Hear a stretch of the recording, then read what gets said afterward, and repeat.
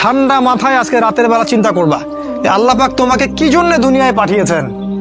একটু চিন্তা করবা, 1 মিনিট একটু চিন্তা করবা যে তুমি পৃথিবীতে নাই, তুমি পৃথিবীতে নাই, তুমি মারা গেছো। চিন্তা করবা তুমি মারা গেছো।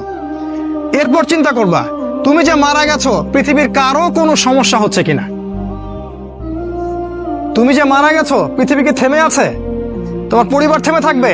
তোমার শিক্ষা, তোমার বন্ধু বান্ধব, তোমার আত্মীয় স্বজন কেউ থেমে থাকবে?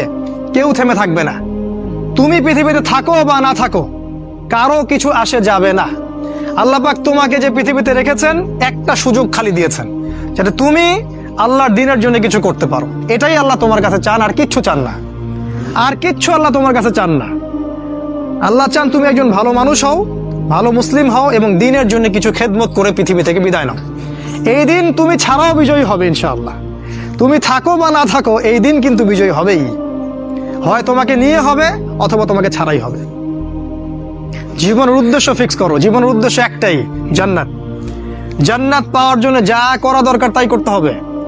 কোরআন হাদিস মেনে চলা থেকে শুরু করে আমল করা, আদব আখলাক সবকিছু এর মধ্যে চলে আসবে ইনশাআল্লাহ। আল্লাহ পাক তোমাকে পথ দেখাবেন। আগে তুমি জীবনের উদ্দেশ্য ফিক্স করো। একটা কথা বলি, সবাই তোমাদেরকে বলবে জীবনে সফল হতে হবে। অনেক কথা আমি বলছি আমার ব্যক্তিগত অভিজ্ঞতা থেকেই বলছি। আল্লাহ পাক আলহামদুলিল্লাহ ফার্স্ট সেকেন্ড ছাড়া রেজাল্ট আমাদের হতো না। যখন থেকে আমরা বুঝতে পেরেছি যে ট্র্যাকে আমরা যাচ্ছি সে ট্র্যাকটা ভুল, সে ট্র্যাকটা ভুল, এই বুঝটা যখন থেকে আসছে আমাদের মধ্যে, আমরা চেষ্টা করছি অন্যদেরকে আমাদের শিক্ষা দিয়ে সচেতন করার জন্য। আমরাও ভুল করেছি, ভুলের উপর ভুল করেছি। আল্লাহ পাক যেন মাফ করেন, আল্লাহুম্মা আমিন।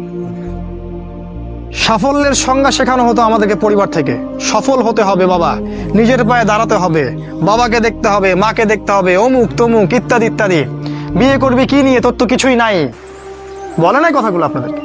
চাকরি বাকরি করতে হবে, প্রতিষ্ঠিত হতে হবে। শোনো, সাফল্যের একটা সংজ্ঞা দিয়েছেন আল্লাহ কোরআনে, একটাই সংজ্ঞা, সূরা আল ইমরানের মধ্যে আছে। আজকে আমি সব ডিটেলস বলার সময় পাচ্ছি না। সূরা আল ইমরানের মধ্যে আছে কুল্লু নাফসিন যায়িকাতুল মাউত, প্রত্যেকটা নফস মারা যাবে এবং কিয়ামতের মাঠে তাদের পুরোপুরি প্রতিদান তাদেরকে দেয়া হবে। এখানে আল্লাহ সাফল্যের সংজ্ঞা দিয়েছেন, ফামান যুহজিহা আনিন নার ওয়া উদখিলাল জান্নাহ ফাকাদ ফাজ। ওই দিন কিয়ামতের মাঠে যাকে জাহান্নাম থেকে বাঁচানো হবে আর জান্নাতে প্রবেশ করানো হবে, ফাকাদ ফাজা, এই ব্যক্তি হচ্ছে সফল। সাফল্যের সংজ্ঞা কোথায় পাইলেন?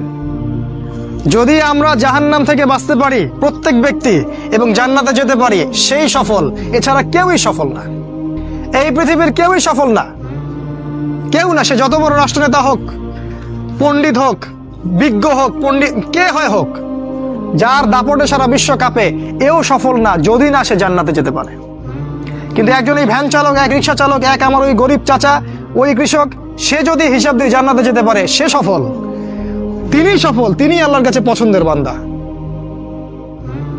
অতএব জীবনের উদ্দেশ্যটাকে ঠিক করে ফেলো, এটা প্রথম কাজ।